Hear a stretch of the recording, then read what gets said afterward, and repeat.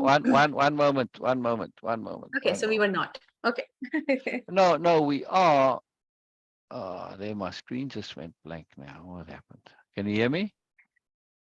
Yes, I can hear you, but picture is frozen for me. Yeah, yeah. Well, carry on, carry on. Okay. Hello Yeah. and welcome, and hello again, Syl. Hello, Grain, hopefully, and hello, whoever is going to watch it live or in the via recording.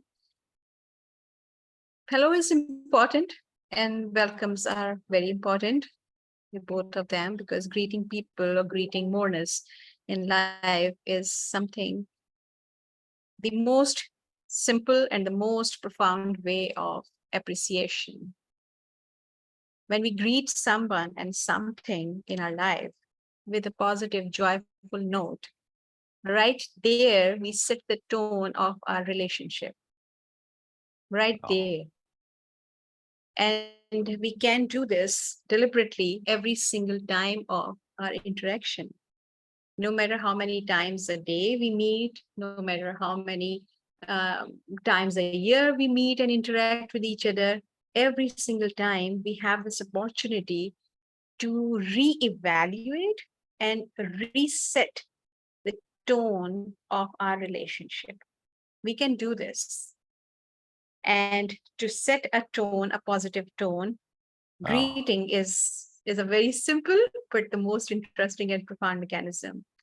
If you encounter someone and you are you're not in some positive mood or energy, or maybe just low energy, not necessarily negative, just a low energy, and someone just enter in a room, or maybe you are just waiting at the dentist and having a painful experience, and you're still sitting and waiting, and you know that okay, it's a long queue, I have to wait more.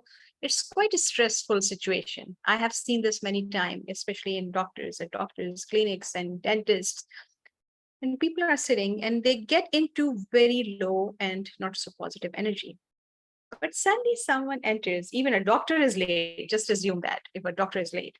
But when the doctor came in, or anyone who come in and just smile and say that, oh yes, I was late, but okay, it was this and yes, okay, so now let's do this. And suddenly everyone just forget about what they were going through this like last couple of years.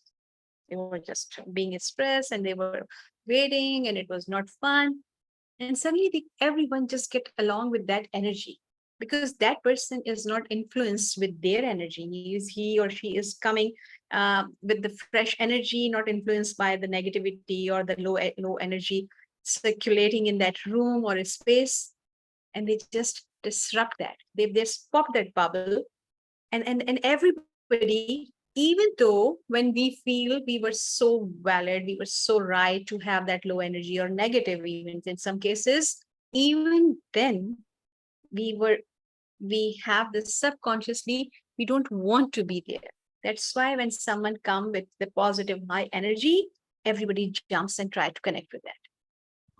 Mostly, in most cases, I have seen this, that everybody, because we don't want to be negative, we don't want to be low energy deliberately. Nobody. wow. Even when we try to do that, oh, I'm going to stay grumpy, I'm going to stay okay, and all these things, but it's still, we don't want to do that. Yes, we Wow. might need some Wow. justification to get out of it.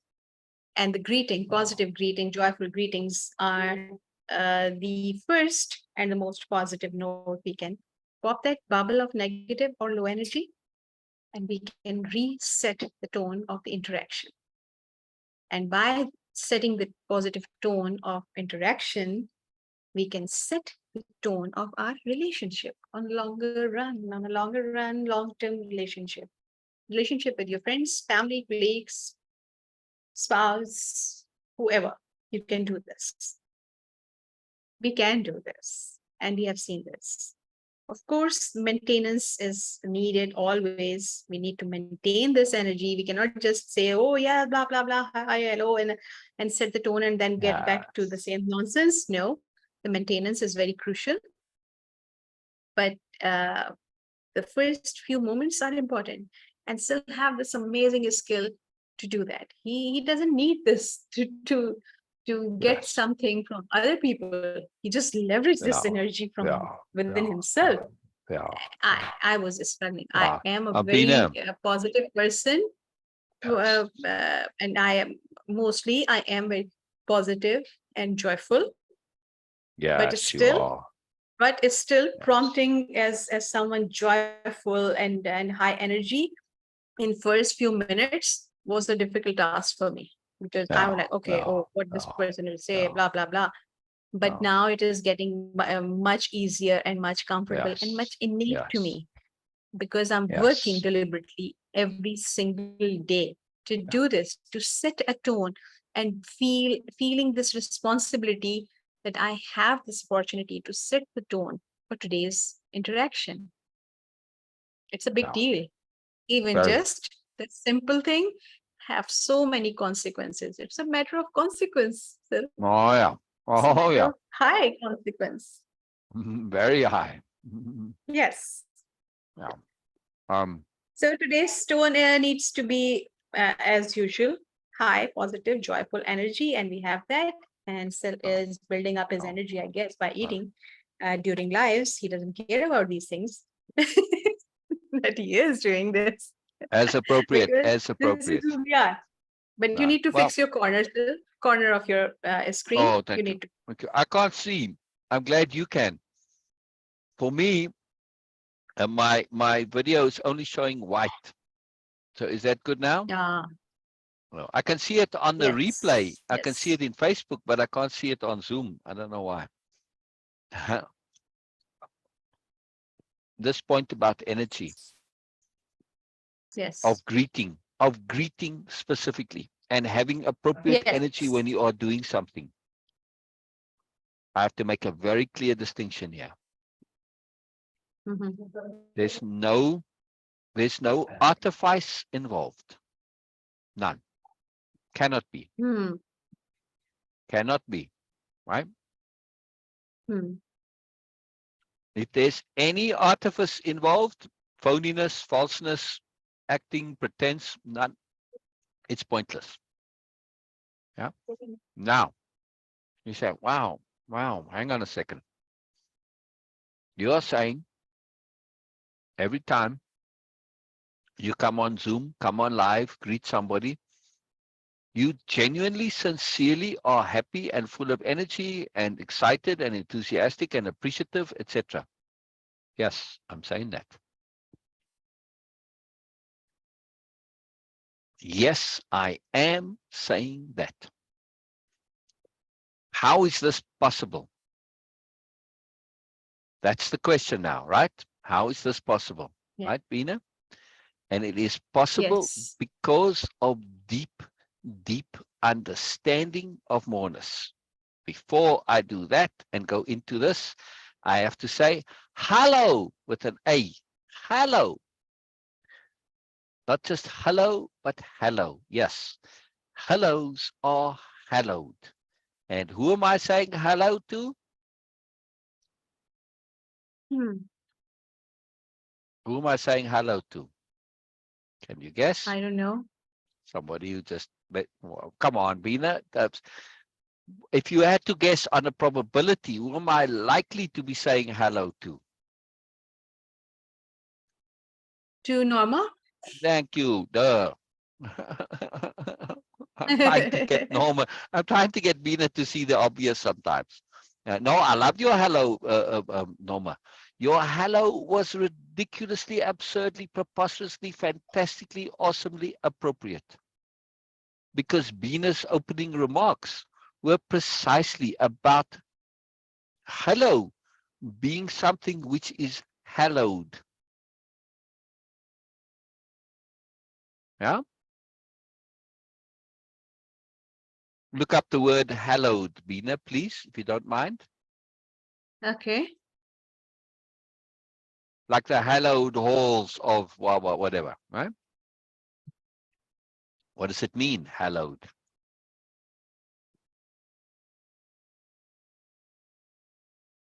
The eating is part of energy management, right? Hmm. Which the hellos are also. I know, but you combined hello and hello. I know, Norma. That's the genius of your comment. Because we were talking about, Beena was commenting about the hallowedness of hello as I use it, because this is a very big part of capital H hearing, the program. There's a whole big session, a module on appreciation and greeting and the profoundness of greetings. Huh?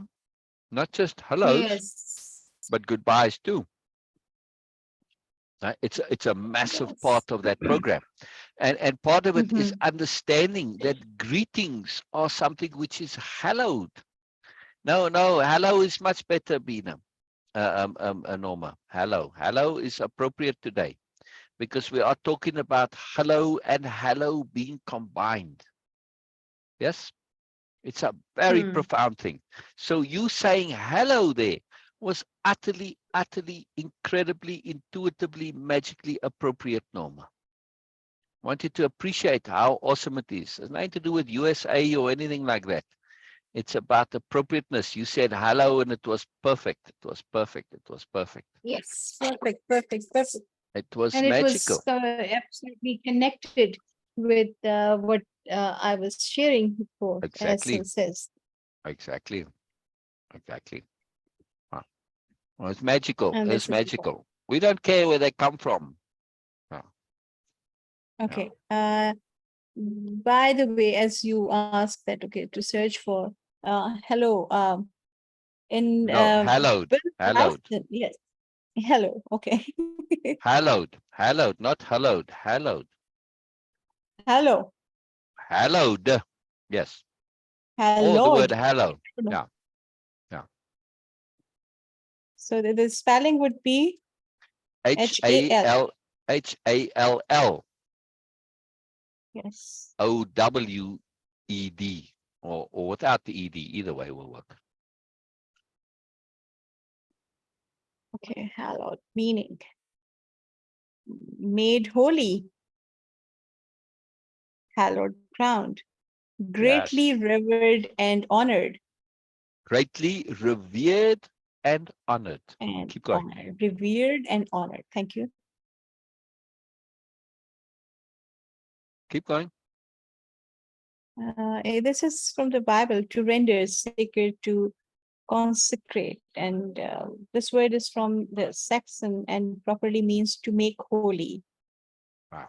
The Wow. name of God is hallowed. Correct.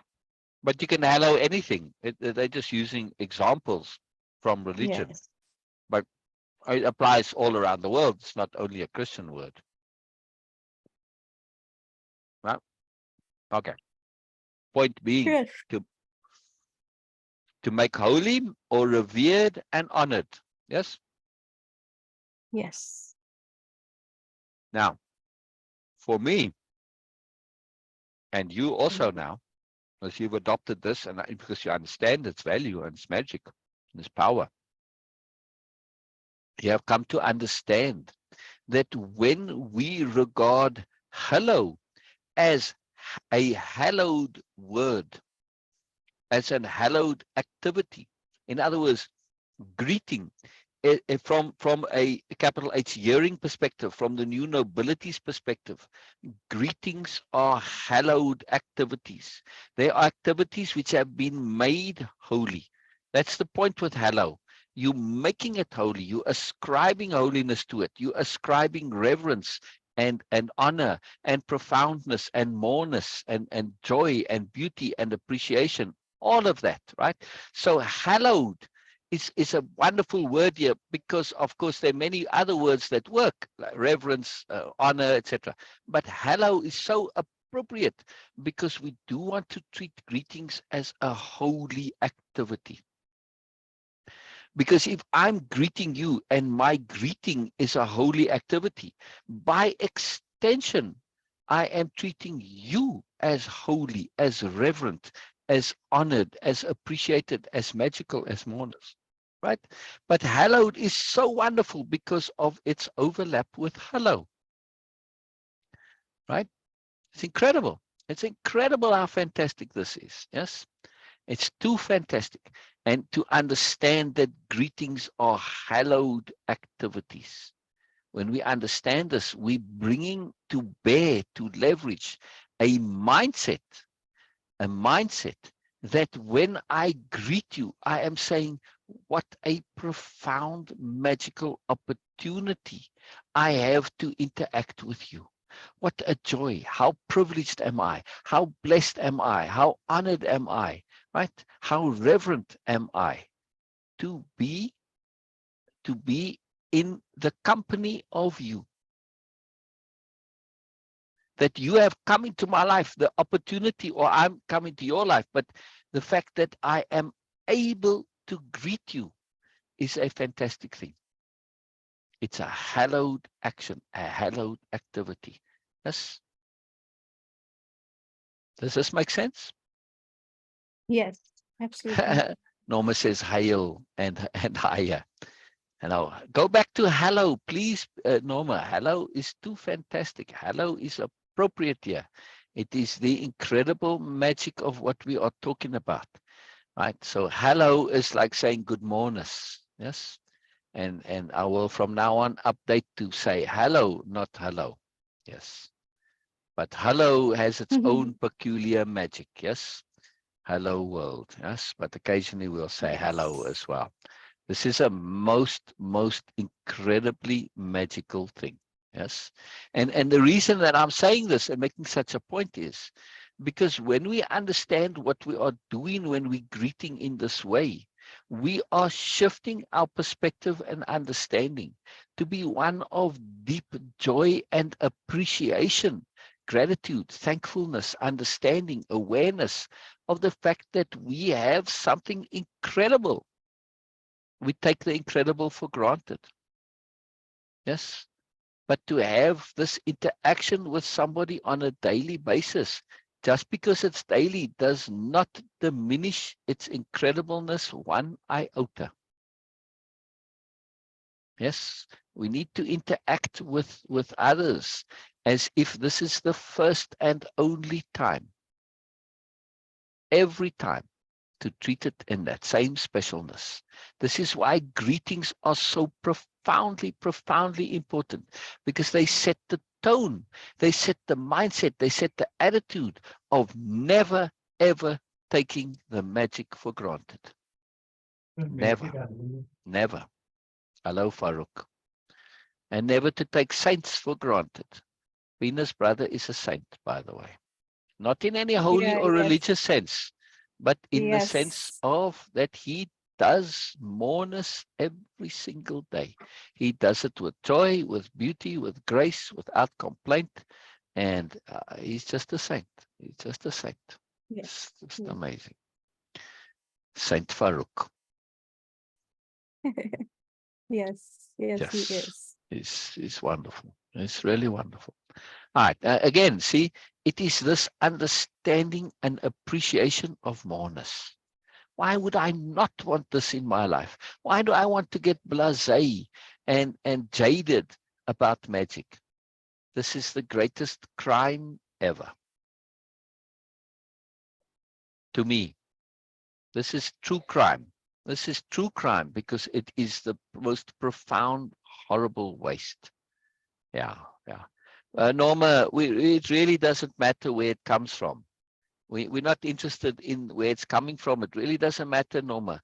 It is this hello is combining hello and hello, which is exactly the point I'm trying to make.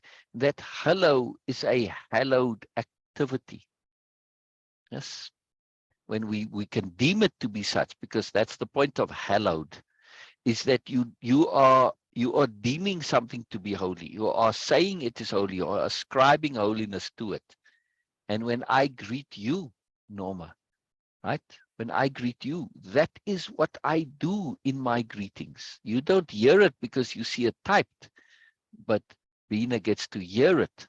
Yes, you get to hear it when I come on Zoom.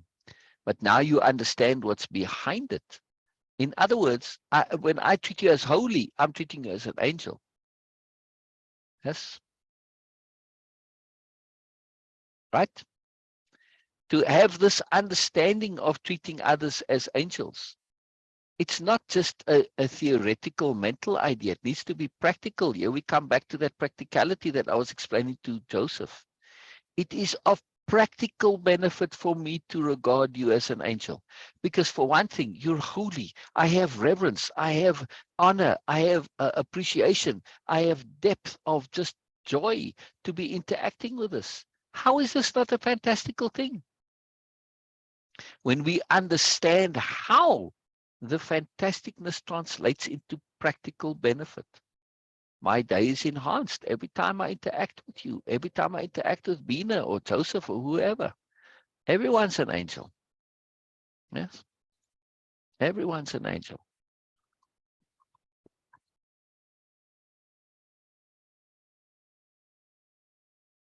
Does this make sense now, Beena?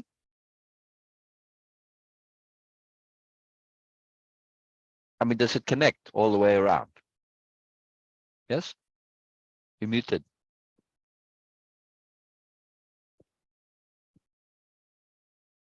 Oh, you're not here. Oh, Beena dropped off. All right. Yeah. Yeah, I heard it now.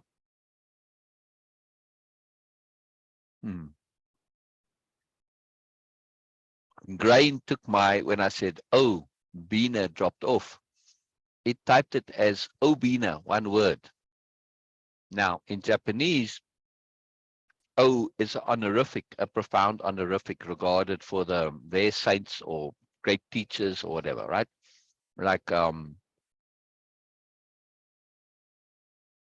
somebody like the founder of a martial art may be regarded as O Sensei. Yes. Like in Aikido, the founder of Aikido, he's commonly referred to as O Sensei, right? Not just Sensei, but O Sensei. So,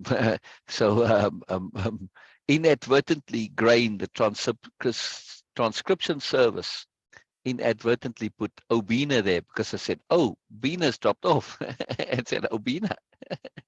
So we got Norma and Beena. To me, everybody's O. Why do I do this? Because it changes my perspective. And I get to see the real magic of the universe. Because this is a deeper point that's made in Way of Impeccability. Everything, every single thing in the world, in the universe, in your reality, every single thing is there for your benefit. Every single thing is there for your benefit, specifically for the purpose of enhancing and developing your awareness, for enriching your awareness, furthering your awareness, growing your awareness, deepening your awareness, enhancing. That's why enhancing is the word, because all of those are subsets of enhancing, right?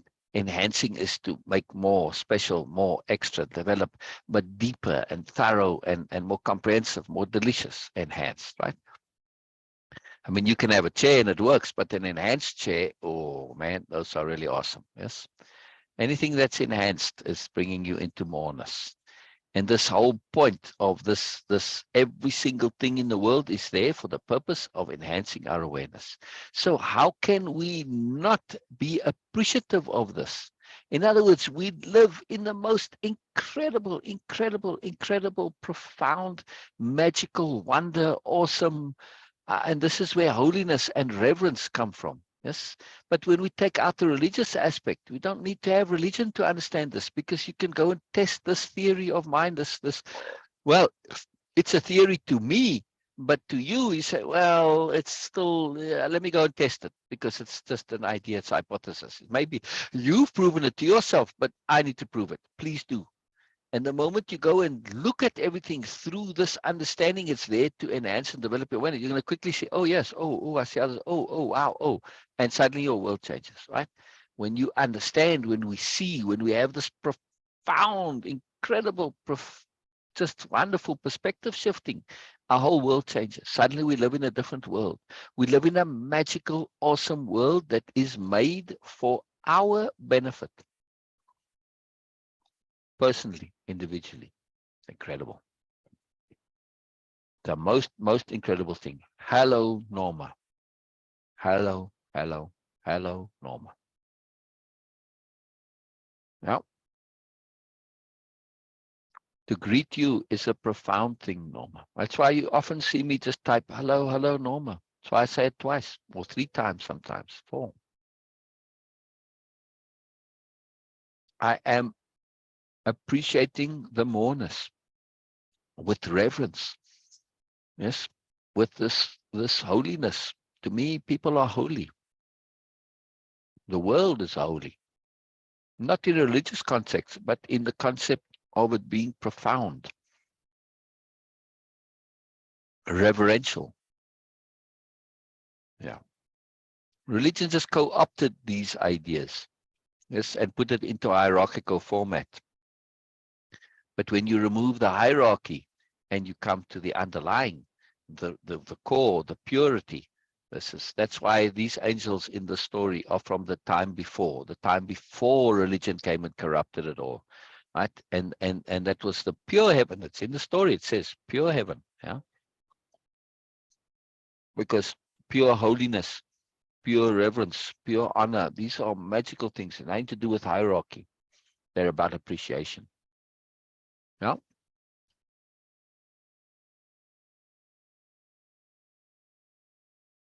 There's Beena back, I hope.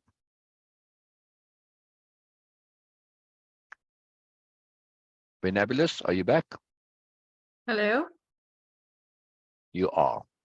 Wonderful. Wonderful. Oh, it's the delay and it's soft. So, okay, let Okay, me. I hear you. I hear you. I hear you. Okay, that's good. Oh. I was just elaborating on how, because I truly, truly do see and understand that the world is this incredible, magical place that is designed for my benefit. Every single thing that exists and happens is there for the enhancement and development of my awareness. Yes? Yes. How can I not be incredibly appreciative of this? How? Of course. Cannot be. When I understand your behavior is likewise for my benefit, how can I not be appreciative of you? Profoundly. When I see your goodness, how can I not be joyful? How can I not be reverential of goodness? How can we not be reverential of goodness? How? How? Explain to me how. Once we're aware of this question, how can you not? You have to be. You have to be. My point that I'm getting to, all of this whole long explanation, is to get back to the point that this appreciation of greeting can, Norma says she did a curtsy, but you didn't see it. I feel it. I feel it, Norma. I feel it. I feel it. I feel it. I curtsy back. I curtsy back. Yes. Wonderful, Norma. Wonderful, wonderful, wonderful. Can you curtsy, Norma, Beena? I'm sure you can, right? Have you ever done a curtsy? What it is? When you put the one leg behind the other and you drop down a little bit. You see it in old time movies that they used to do it. It is a different word. I'm aware of. Yeah. Mm, okay, it will come to me. It's a different word for that. Wow. Which Curtsy I'm is a aware very of. specific action. Yeah. Men Yes. bow and women curtsy. Sometimes men curtsy too, but maybe a different word for men. Like I think it's showing a leg or something. But anyway. My point being that when we truly understand how the world works, in this sense, right? The way magic works is a whole different thing that we don't know. But when we understand the point of the magic is for our benefit, we don't know exactly how, but it doesn't matter. I don't have to understand exactly how the phone works, the cell phone, the mobile phone, to get the incredible value out of it, right? But there's a type of a curtsy in old courtly behavior, that it's not quite a curtsy the way women typically do it, but men do. They also change the leg positioning and go down. It's not a bow, right? And I think it's referred to as showing a leg, which is the sort of common word for it, a common way of describing it. But it's there is a male version of the curtsy. Yeah, it's slightly different. Anyway, the point I want to make is this incredible appreciation. When we understand the magic of the world, we live in a different world. We live in a magical world, and we have to overcome this habit of seeing it as commonplace. This is just a learned habit. And that's why greetings are so important, because greetings we do anyway. So I'm co-opting this habituation and shifting it into this profound appreciation. It sets the tone.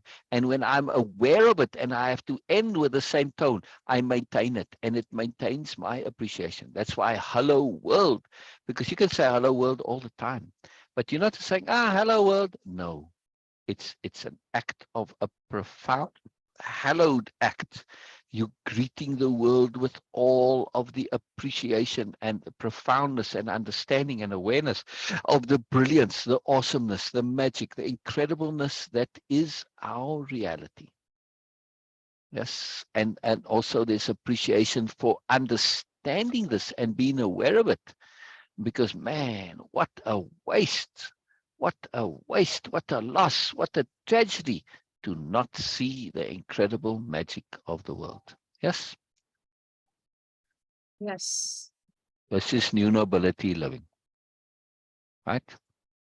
Yeah.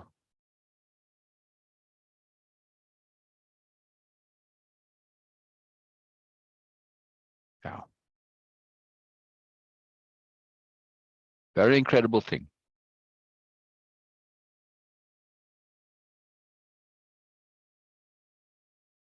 Yes, makes sense? Yes, it does to me.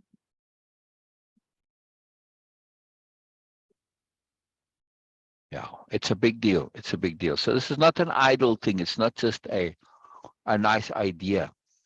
Again, Joseph, if you see and hear this, practical, practical, practical. Look at the incredible practicality involved in this perception of others as angels, and by extension of the world as a magical, incredible place. It's practical. I live in this incredible world. That's why I can always bring this energy to bear. And it's never phony or false, because I truly understand this. How do I not feel appreciative if I truly understand it? It's not possible.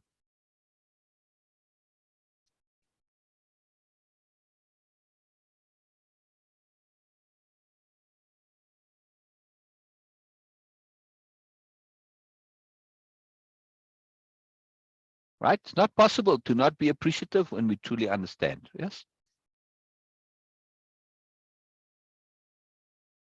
Right, Beena? Yes. Impossible. Yeah. Yeah. Yeah. Impossible. And that's the magic of this. It's about leverage, right? Leveraging ourselves, leveraging our awareness, leveraging our moods, leveraging our attitudes. Does it make sense, Norma, what I'm saying? The leverage, about the leverage? Yes?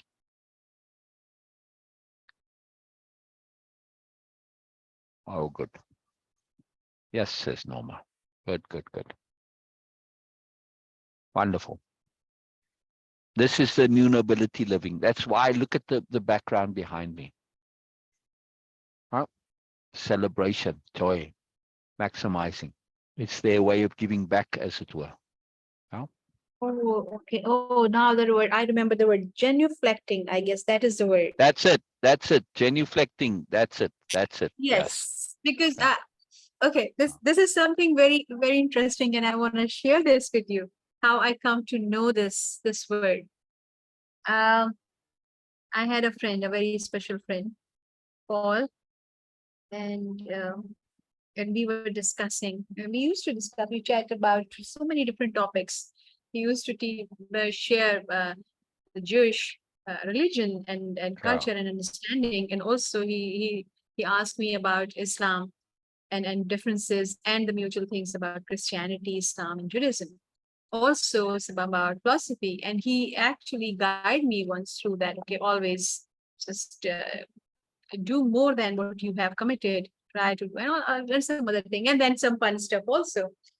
Wow. Anyway, uh, and I used to call him Baba Baru. Okay, was just it was just because he says that I'm his daughter in some way, which he was not able to recognize before. Anyway, once he posted something which I really like, and I shared a meme or a GIF. Well, it's a woman was a young woman was doing the genuflecting, and he says that Beena, you really touched my heart that day because first thing, it's not very common to anyone to look for something like that and share that, and then it was a very deep discussion about that how it was so much into the culture, religious culture, in the old times, out of some superiority paradigm, of course. Wow. Wow. But actually, innately, that gesture was not like this. It was the appreciation and the respect to Exactly. show that gracefully. That was the idea behind that. But of course, later Was. on, because of some BMN mindset, it just turned into Was. something. I feel that if I would say, "Oh, I'm not going to do this," it is because of superiority paradigm. This is also my ego will be talking because I need to know the intent first. What I can say that, okay, my intent is not just to respect you and I'm doing something out of this superiority mindset. No, but if I'm doing something like this as a gesture, then I don't mind to do this if I have to, if I really want to, not have Wow. to. Wow. Anyway, that was the first time discussion about genuflecting. That's why I was saying, okay, there is a word about this. I know, Wow. but it was not coming into my mind immediately. Well, like Norma And said, what well was the done. word you guys were using? Wow. Now, I said curtsy and then bow. Now, both curtsy Okay. and bow are particular instances of genuflection. You can genuflect in many different ways. It's a more overall, a broader term to indicate more simply a physical movement indicating respect, appreciation, etc., with grace. Hmm. Yeah, Yes. yeah.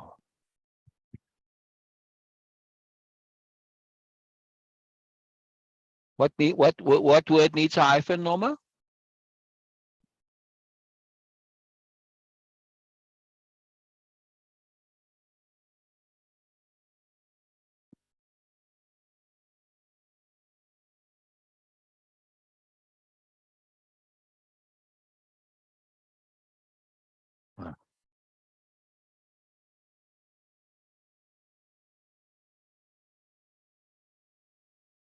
I don't know which word you mean that needs a hyphen, Norma.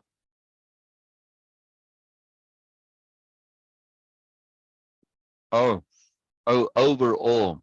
Oh, uh, Norma's making a joke about overall and overall. One has one L and one has two L's.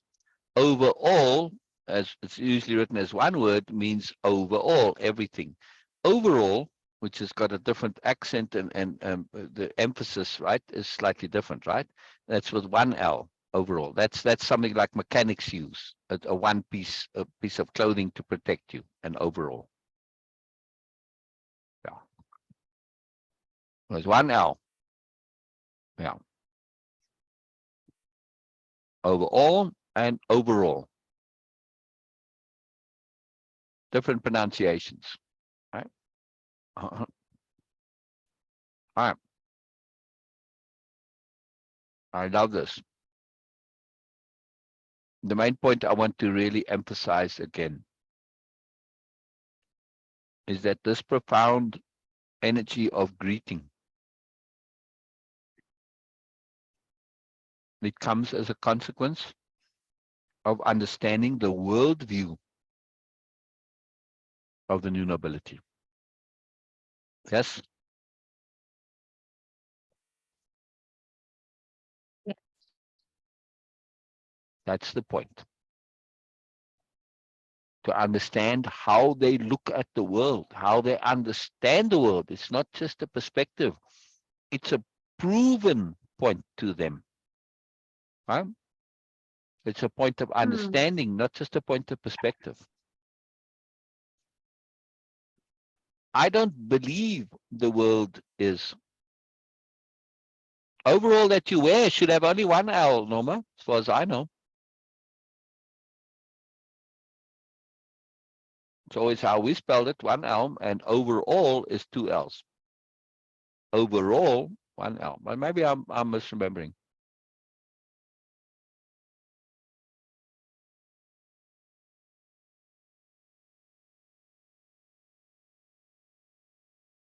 Because the root of the word is the same. It's clothing that you put over all of your other clothing.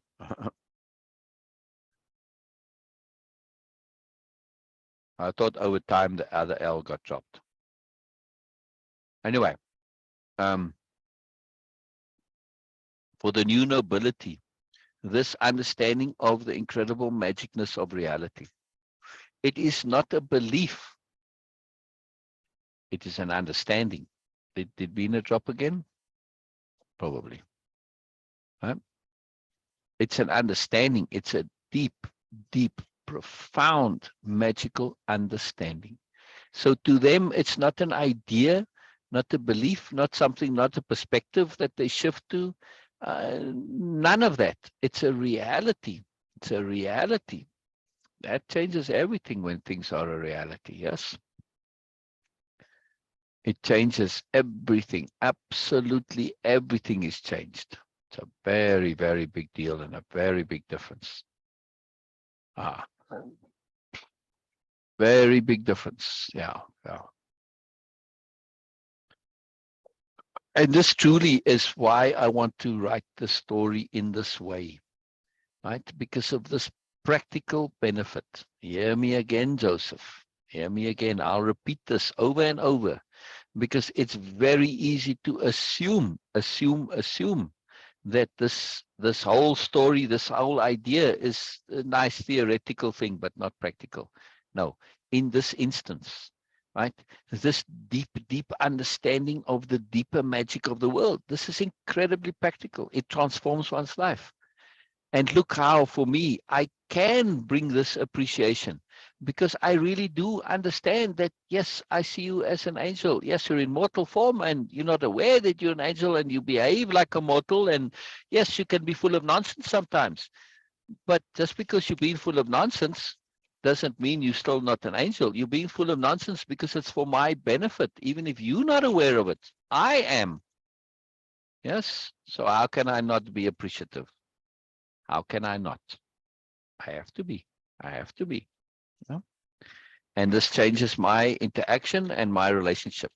When I remember, of course, in the past, I would forget, even after I wrote this, and I maybe get a little bit irritated or annoyed or something, and shame on me. Shame on me. I deeply feel that, and I'm not happy with it. But I understand habit. So yes, I feel very bad about it, but also I understand it. And I leverage feeling bad to help me change the habit. Yeah. Very powerful. Very, very powerful. Yeah. Joseph came yesterday. He was just in comments. He's a member of the group and he occasionally comes and attends the lives. Oh. He was here yesterday.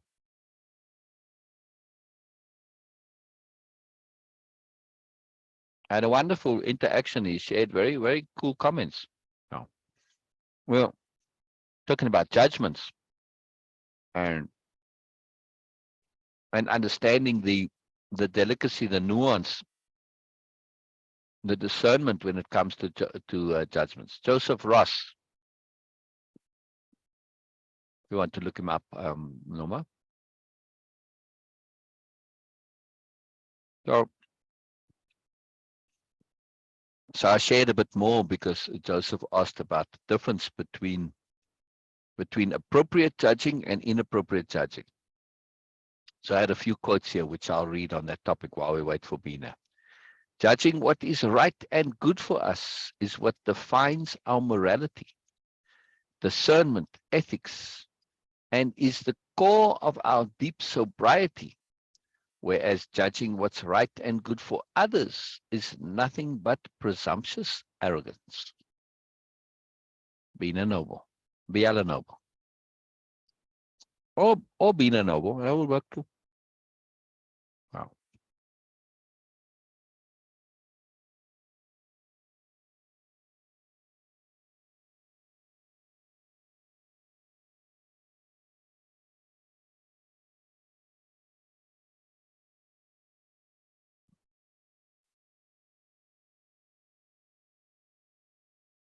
I'm just checking my quote file to see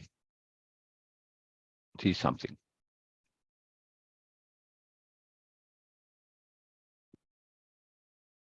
Ah.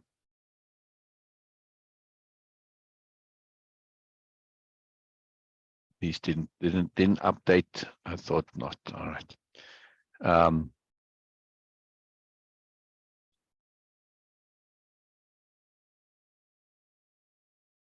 It's a big deal. It's a very big deal. These quotes here. All right. So here's another one. Insisting from a position of moral superiority on what others should do, should in inverted commas, is a subversion of the independence of another, and nothing but dominance and superiority disguised as goodness, and thus utterly contemptible. I'll read that again. A very profound quote there from Biella.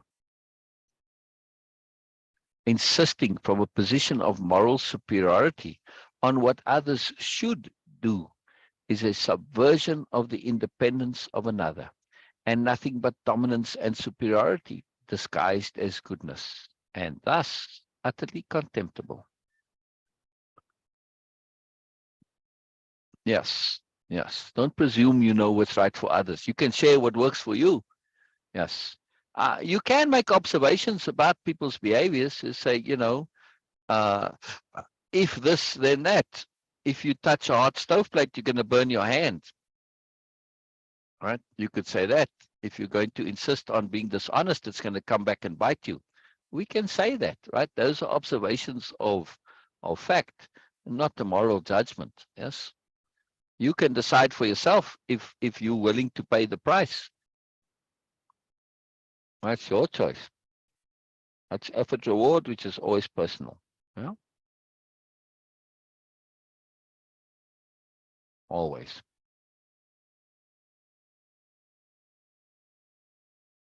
We can't presume to know what is valuable to others. We don't want to presume in any case, under any circumstances. Now, presumption will get us into trouble. All right. I'll read a few more of these.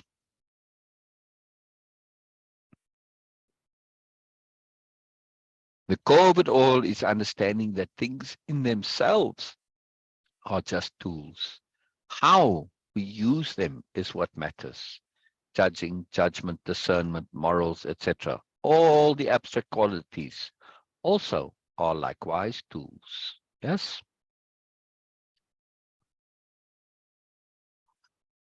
When we understand abstract qualities to be tools, we make a massive, massive leap in our awareness. Massive. Very, very powerful leap.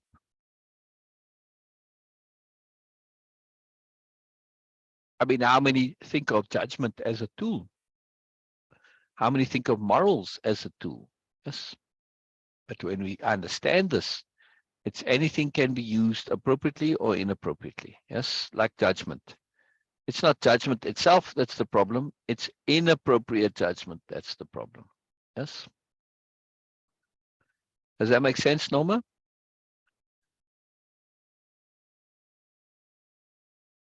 I hope so. Yeah. And it's why the philosophy of appropriateness, which underlies all of everything that not only I do and all my programs and courses, but my personal practical philosophy, it's all based on the philosophy of appropriateness. How is appropriateness not inherently deeply practical? Right? It's why the philosophy of appropriateness is so powerful.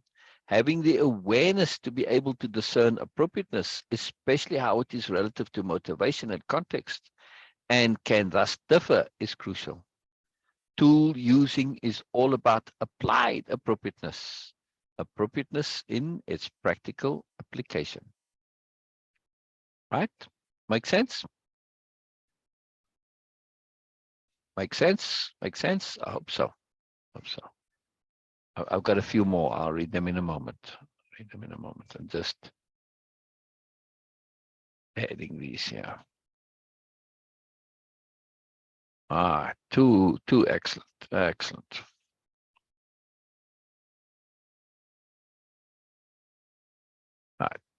Appropriateness is incredible thing. The key difference with appropriate judging is for me versus for others. Right? I can say with absolute surety what applies and what is valuable and useful and important for me. I cannot say what is so for you. And part of capital H hearing in that program, there's a whole section on for me. And I very much recommend, like when people post in group, to always make your posts that say for me. Start with for me. Get into this habit of saying for me. Yes. Then your whole posting and your communications will change. The moment you say something is so, you stating as an absolute, and you invite contention. Because says who? When you say for me, you the judge. Yeah. Sense almost nonsense. Exactly, Norma. Yes.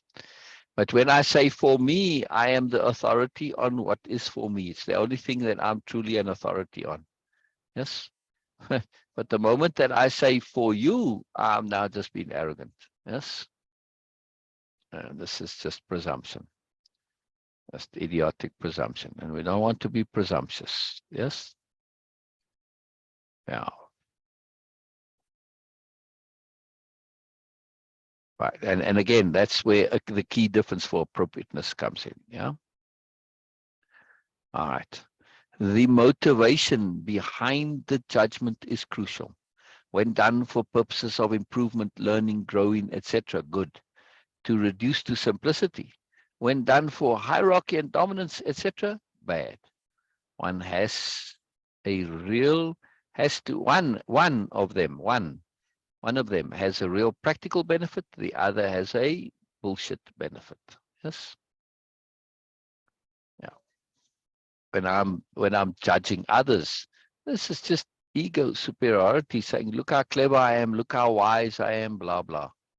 Nonsense, right? The benefit is to your ego. In other words, a bullshit benefit. Yeah. When we are aware of that, it all changes. That awareness is so powerful. And say, is it appropriate? That's something, everybody wants tools, practical tools of usefulness. Well, here's one. Ask yourself throughout the day, whenever you're doing whatever you're doing, right? On a regular basis, just make it a habit that every couple of minutes or, every half hour or so, say, is this appropriate? What am I doing? And is it appropriate? It's incredible. And when you make what am I doing in the context of your life, you say, oh, what am I doing wasting my time being annoyed? See? But if you don't see it in the life context, in an appropriateness context, it's very easy to get lost in thinking that your annoyance is appropriate. In the small, short-term It may be appropriate if your motivation is to feel superior and hierarchical and all this nonsense. Yeah. Yeah.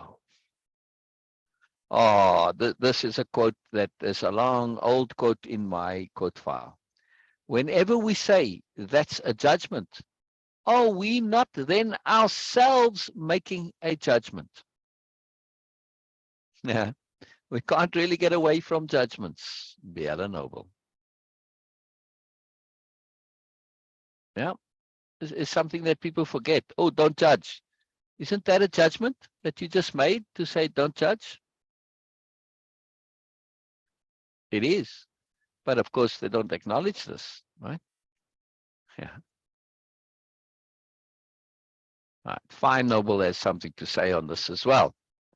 So Fine Noble says, if we embrace responsibility, capital R responsibility, if we embrace responsibility, judgment is included in that profound ethical choice. What a comment, what a comment. That's fine for you. That's fine for you. Makes these awesome statements. Here's another one on this topic.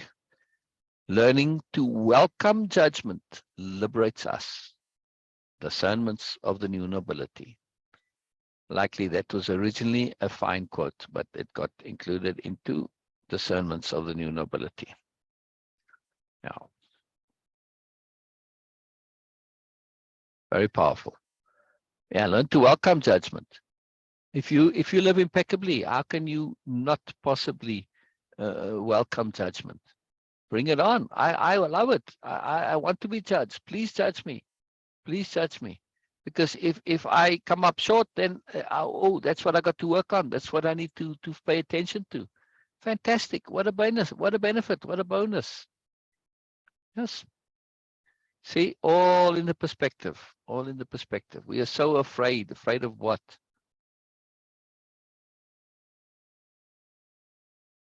Exactly. Exactly. But again, Norma, we don't want to take away judgment entirely. We want to take away inappropriate judgment, yes, foolish judgment, hierarchical judgment, which is it's not really judgment, it's pettiness, it's hierarchy. Yeah. No, I disagree, Beena. I'm sorry, Norma. Not that I'm into disagreement, but think about your statement. I understand what you mean.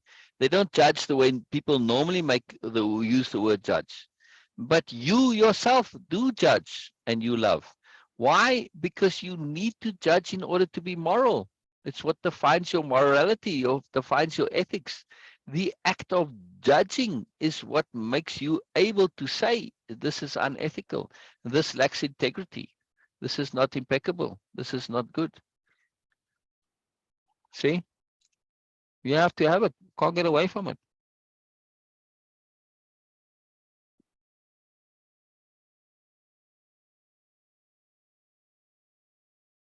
The word judgment has become corrupted because of people with egos. They really mean, don't judge me because I'm going to be found wanting. No criminal wants to go to court and be subject to judgment. You say, no, it's not going to come up. Honest people say, no problem. I got no problem.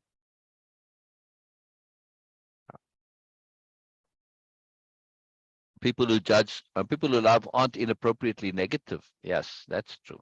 Or at least hopefully. Not always the case either, Norma.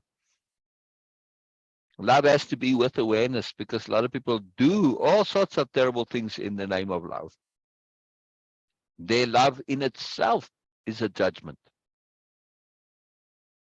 And they use it as a tool.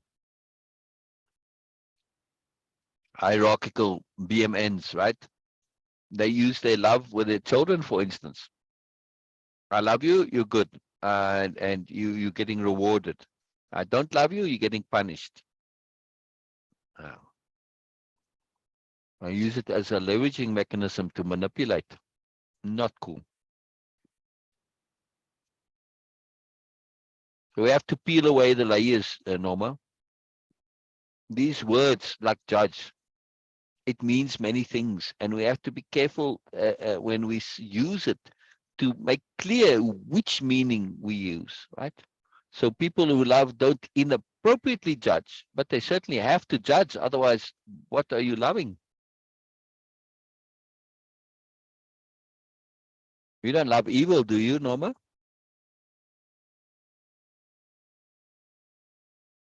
I don't think so.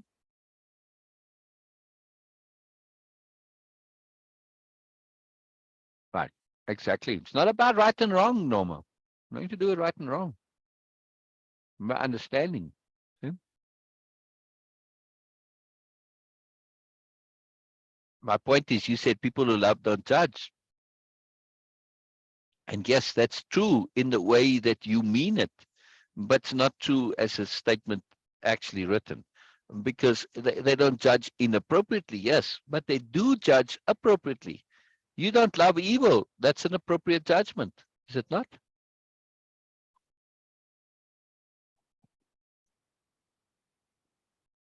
If you're saying something is evil, that's judgment. Judgment is just a fancy word for assessment. Huh?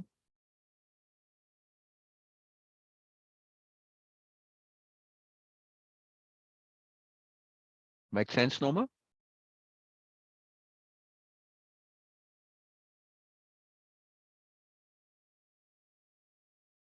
Right. I hope Joseph sees this. I'll tag him.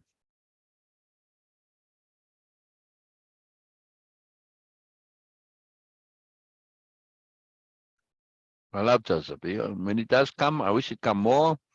Always brings lots of value, like you, Norma. Oh.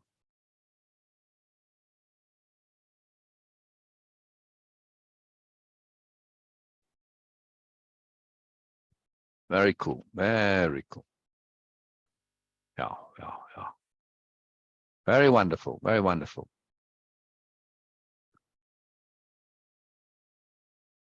If you're using the word evil, you are judging, Norma.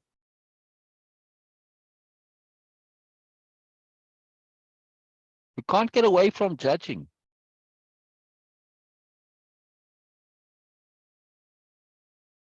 We use judging in simple ways in our daily life. You have to judge when the food is right, fully cooked, for instance. You know, you're not using a machine to say, okay, look at the temperature, it's properly cooked. It's a judgment call, right?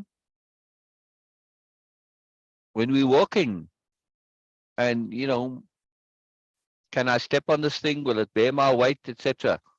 Judging is an action that's very necessary to determine practical stuff in our lives all the time, right? Is this good to eat? Is it not good to eat? That's judgment. When we understand that judging in itself is a good thing if used appropriately, it's not judging that's the problem. It's inappropriate judging that's the issue. You would have no morals at all, Norma, if you didn't judge. I do my best, which is self-judgment. Precisely. Exactly. Exactly. Yeah. Wow. And your best and what you do, how you live, those are all judgments. To say this is good for me, it's a judgment. This is bad for me, that's a judgment. See? And it's necessary and good. It's what we want. We want that. It's a good thing, not a negative thing. It's a good thing. My point. If we get stuck on this point of no judging, we're going to make ourselves foolish. Judging is intelligence. It's sensibility. It's practicality. Right? We need it. We need it. But we need to do so appropriately, like everything. Right? We cannot live without salt. We have to have it. Right? Same with iron. We need iron in our diet. But too much iron, and you get poisoning. Right? Too little, and you become iron deficient. And likewise, it's a problem. This is the same with everything. It's all about appropriateness. Everything is about appropriateness. Everything. And that's the thing, the problem with, oh, don't judge. It's an absolute statement. And when you think about it, it becomes foolish because, well, how are you not going to be moral? And to say don't judge is in itself a judgment. You can't get away from judgments. See? All right. Yes, I'm going to end here now anyway, Norma. I love you too, Norma. I love you very much, Norma. You are just so precious and wonderful. Yes, love you, Norma. Love you. All right. I'll end this on this note here of, judging. We cannot get away from it, and we don't want to get away from it either. It is just when we expand our awareness, look at it in the bigger context, we understand the fullness of the word, and then we open up our world to moreness. This is what all of this stuff is all about. Seeing the bigger picture, the overall context. Overall context, not overall context. Bye-bye, Norma. Bye-bye, Norma. Bye-bye, Norma. Bye-bye, everybody as well. See you tomorrow. See you tomorrow. And meeting.